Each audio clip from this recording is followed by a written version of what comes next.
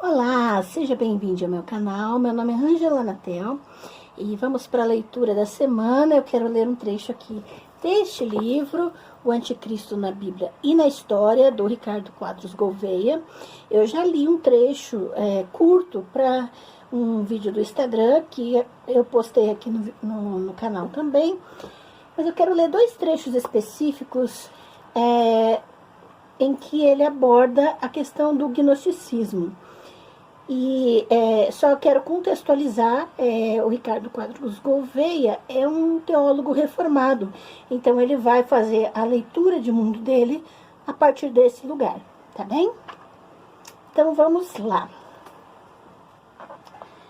Como Westcott diz, o caráter essencial do anticristo está no negar a verdadeira humanidade do Messias.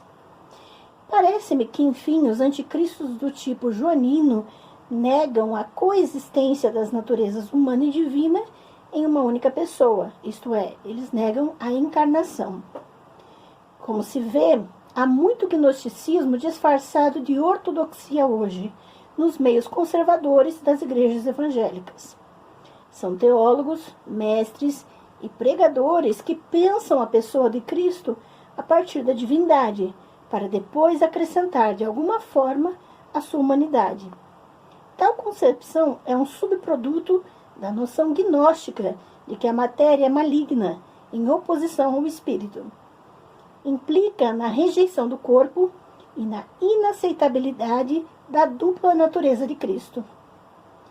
O gnosticismo foi perseguido pela igreja, mas não foi eliminado. Pelo contrário, ele foi absorvido.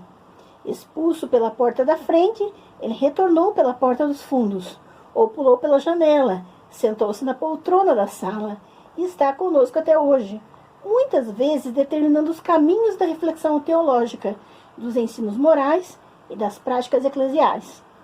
A exigência do celibato, por exemplo, a partir da Idade Média, bem como a rejeição do sexo pelo prazer, aceitando-o apenas como mal necessário para a reprodução da espécie, são apenas alguns exemplos da influência do gnosticismo. Muito mais graves são os efeitos nocivos de uma teologia que não reconhece a humanidade de Cristo, que não compreende a apreensão e a valorização do humano implícitas na doutrina da encarnação do Verbo. O gnosticismo nega a afirmação magna do grande pai da igreja Atanásio de Alexandria, em sua obra-prima sobre a encarnação do Verbo de Deus. Sobre a encarnação do Verbo de Deus. Em Cristo, Deus se fez humano para que pudesse nos fazer em Cristo divinos. Negar as implicações da encarnação e da dupla natureza em sua paradoxalidade essencial, negar a tensão infinitamente elástica em Cristo entre o temporal e o eterno, entre o finito e o infinito, entre a necessidade e a possibilidade, é o que está na essência do pensamento gnóstico, que rejeita o temporal, o finito, o material, em nome de uma espiritualidade que não é cristã. E é isto justamente aquilo que a Epístola de João identifica como sendo a doutrina-chave do anticristo. E ela ainda se faz presente hoje no pensamento cristão, e suas implicações estão presentes nos púlpitos das igrejas evangélicas. Quero pular para um outro trecho em que ele continua essa reflexão. Em suma, a crença na encarnação ou sua negação determina se alguém se diz um pensador cristão e se esse pensador cristão é mesmo um pensador de Cristo ou um anticristo. Estou certo de que esse simples teste ainda funciona hoje.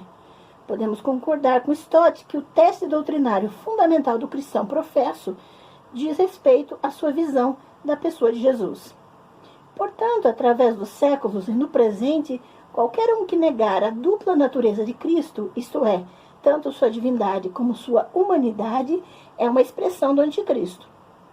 Isso inclui hoje não somente os unitarianos e uma boa parte dos adeptos da teologia pós-iluminista, mas, acima de tudo, os grupos evangélicos de tendência fundamentalista, que adotam uma forma de neognosticismo, sem dar conta disso. Esses neognósticos negam o mundo, o corpo, a sexualidade, a matéria, em prol da espiritualidade. Porém, mais importante ainda é sua concepção gnóstica de uma salvação pela subscrição doutrinária, pela sujeição a uma doutrina, em vez de uma união espiritual com Cristo, ao que o Novo Testamento chama de batismo e de nascer de novo. A isso chamamos de dogmatismo. Os neognósticos pensam pregar a salvação pela graça, mediante a fé, mas na verdade pregam a salvação pela subscrição da doutrina da salvação pela graça, mediante a fé, que é algo completamente diferente. Assim como os antigos gnósticos, portanto, estão ensinando uma salvação por meio de um conhecimento metafísico. Desculpa a minha voz, estou com alguns probleminhas de rouquidão, mas é importante essa questão que o Ricardo trata neste livro. Por quê? Porque ao pensar a doutrina, a questão da escatologia, ele vai abordar o que identifica o espírito do anticristo. E ao fazer isso, ele vai necessariamente para os escritos joaninos, né, que são chamados escritos joaninos, para identificar o espírito do anticristo como aqueles que não reconhecem que Jesus veio em carne, ou seja, não reconhecem a encarnação, a humanidade de Jesus. E hoje em dia, existe no meio teológico, é muito interessante, eu quero fazer essa ponte, é muito comum que haja uma aversão ao estudo do Jesus histórico no meio teológico. Quem é a pessoa de Jesus, a humanidade desse Jesus e até mesmo a sua historicidade. E quando a teologia ela repulsa a história, quando a teologia não se alia à história, a exegese vira um romance, vira uma ficção, vira qualquer coisa, menos exegese. A exegese pressupõe o estudo da história, pressupõe o entendimento e a contextualização do texto. Quando os cristãos, muitos cristãos, eles aliam o seu entendimento de Jesus somente no entendimento do ser divino, que é uma doutrina posterior, que é um dogma posterior, que foi somente muito tempo depois, séculos depois de Cristo, que num concílio foi discutido a dupla natureza de Jesus, a divina e humana, porque antes, nos cristianismos primitivos, não é um cristianismo só, mas existiam muitos cristianismos e muitos judaísmos também. Nos cristianismos primeiros, eles não tinham essa ideia de Jesus como Deus. E é muito importante que nós entendamos, né, essa necessidade de se reconhecer Jesus como um ser histórico, como uma pessoa, e que tinha um contexto completamente determinado, né? E o Ricardo Quadros aqui, ele, claro, como teólogo reformado, ele vai dar muito mais ênfase a uma crítica aos fundamentalistas, né? E isso vai atingir, inclusive, a própria teologia reformada. Entretanto, é possível, a partir dessa discussão, trazer essas outras reflexões sobre o Jesus histórico, né? Fazer essa ponte da necessidade da teologia caminhar com a história num estudo transdisciplinar a respeito da pessoa de Jesus e dos cristianismos existentes. Então, quero recomendar muito esse livro. É um livro que faz uma pesquisa. O Ricardo faz uma pesquisa exaustiva sobre a escatologia, sobre a figura do anticristo em toda a Bíblia e em toda a história da igreja. Ou seja, necessariamente ele vai tocar nas diferentes perspectivas escatológicas, nas diferentes teologias, elaborações teológicas sobre o anticristo, sobre o milênio, tudo o que está relacionado.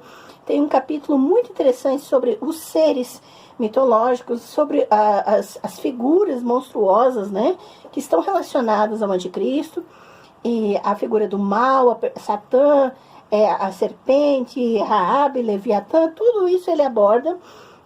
E é um livro bem denso, mas extremamente acessível, e para quem é teólogo, para quem é cristão ou cientista da religião, ou até mesmo da história da igreja, é um livro fundamental. Então fica aqui a dica da leitura da semana, e que nós possamos nos aprofundar nas leituras, antes de querer se posicionar ou lacrar nas redes sociais, tá bem? Então, muito obrigada, que vocês tenham ótimas leituras e até a próxima, pessoal.